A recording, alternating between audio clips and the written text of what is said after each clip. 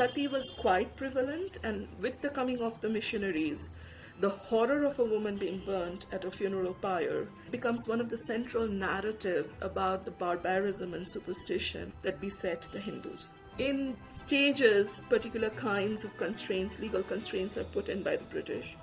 But it's only with the coming of Bentinck, who comes from a sort of liberal reformist background. They have more control over the Indian subcontinent than ever before. And then this topic comes up. Bentinck asks for deposition from Hindu Pandits. And one of the people he asks an opinion of, as someone who knew the Hindu scriptures very, very well, because by this point of time, Rammohun Roy is very famous. He has already published extensively translations of the Vedas and essays on the Upanishads. He is seen as someone who knows the inner workings, right, of Hindu religion as it is practiced. Rammohun Roy, in absolute, unflinching terms, says this is an inhuman act.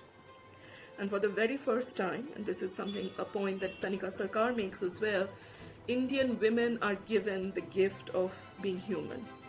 They are no longer embedded within the matrix of their family. They are no longer only known through their relationship to the male members of the family. The other point that Rammohun Roy makes very, very clear is that consent can be manufactured.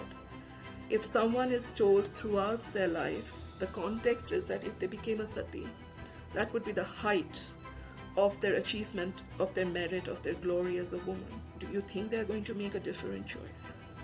Most probably not, right?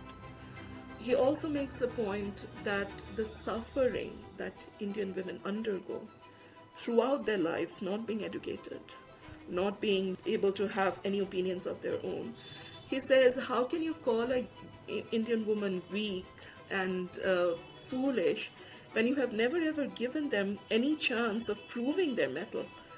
It's an astonishing intellectual move to argue for compassionate rationality rather than ritual to guide the way in which we practice our faith.